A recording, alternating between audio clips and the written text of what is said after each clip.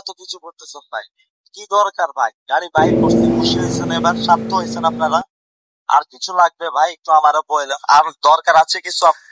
অপু ভাই, আমার একটা জিনিস দরকার আছে ভাই। আমার শুধু না ভাই, সকল মনে হয় পোলাপাইন একটা জিনিস দরকার আছে ভাই।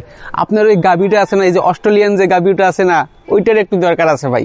মানে যে কাপড় চোপড় পরান না ওই গাবিটারে, ওই কাপড় চোপড় থেকে আরো একটু শর্ট কাপড় চোপড় মানে পরিয়ে যদি আমাদেরকে দেখান, আমাদের শুধুমাত্র এইটা এখন দেখার দরকার অপু ভাই। তাছাড়া আপনার কাছে অপু ভাই কোনো কিছু চাওয়া পাওয়ার নাই।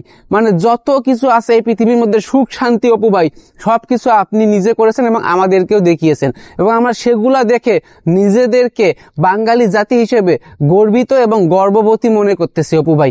আপনি মাইন্ড করবেন না অপু ভাই। মানে আমি বুঝতেছি না, অপু ভাই একটা কষ্ট করে গাড়ি কিনেছে, এখন কিছু দুষ্ট পোলাপাইন অপু ভাইয়ের নিয়ে খোসাখুসি করতেছে, বলতেছে এই গাড়িটা নাকি অপু ভাই কেনেনি। আবার কেউ কেউ বলতেছে অপু ভাই নাকি শোরুমে গিয়ে এই গাড়িটা ক্লিনের কাজ করতো, ওই লোক মালিক গেছে বাথরুমে, অপু ভাই ওই চান্সে নাকি ভিডিও করে ফেলছে। মানে কত বড় ফাউল পোলাপাইন ভাই রে ভাই। আমি বলিনি এই কথাটা, অপু ভাই নিজে বলেছে, শুনে নেই দেখেন। আমরা বলতেছিলাম যে আমি গাড়ির শোরুমে মালিক চলে গেছিল, বলতে ওয়াশ করার জন্য আমি ভিডিও বানাই ফেলছি। হ্যাঁ, মানে কতটা পোলাপাইন বাজেলো ভাই রে ভাই।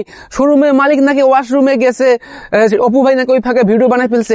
এই কথাগুলা কে বলেছে? হ্যাঁ, এই কথাগুলো দাহা একটা সত্য কথা ভাই, না সরি, দাহা একটা মিথ্যা কথা অপু ভাই। আপনি অপু ভাই যা করেছেন, আমরা তো অপু ভাই গর্বিত। মানে আমরা জাতি হিসেবে, আমরা বাঙালি হিসেবে যে আপনার মতো একজন বিখ্যাত ব্যক্তিকে আমরা পেয়েছি। আপনি একজন, প্রিন্স মামুন একজন, হিরো আলম ভাই একজন, মানে আপনাদের মতো এত বড় বড় সেলিব্রিটি, এত বড় বড় মানুষ যে বাংলাদেশে জন্ম হয়েছে এবং তাদের যে আমরা পরিচয় দিতে পারি অপু ভাই, এটা অতুলনীয়। যারা আপনাকে রোস্ট করে, সত্যি কথা বলতে কি অপু ভাই, এরা কখনোই আপনার ধারের কাছে না, ধারের কাছে যেতে পারবে না। এরা ওই কারণে মানুষের ভালো দেখতে চায় না। মানে এটা তো গেল এ পর্যন্ত যে অপু ভাই নাকি শোরুমে গিয়ে ওয়াশরুমে কাজ করতো, মালিক গেছে বাথরুমে, অপু ভাই ওই চান্সে ভিডিও বানায় ফেলছে। এই দুর্নামগুলো অপু ভাইয়ের নামে যখন দেওয়া শেষ হলো, তারপর পাবলিক আবার খোঁজাখুঁজি গিয়ে করতেছিল যে অপু ভাই পারলে গাড়িটা শোরুমের বাইরে বের করে দেখাও। আরে ভাই, তার কি দুই একদিন পরে অপু ভাই আবার শোরুমের বাইরে গাড়িটা বের করেছে, বের করে আবার একটা লং ভিডিও করেছে, করে যে তোমাদের মুখে যে চুনকালি লাগিয়ে দিল, তোমরা যে বললে অপু ভাই পারলে শোরুমের বাইরে গাড়িটা বের করে দেখাও, অপু ভাই তো আবার শোরুমের বাইরে অন্য একজনের গাড়িটা নিয়ে যে ভিডিওটা করলো, তোমরা কি বুঝতে পারো নাই যে ওটা আসলে অপু ভাইয়ের অরিজিনাল গাড়ি না, ওটা অন্য কারো গাড়ি অপু ভাই অ্যাড করতেছিল?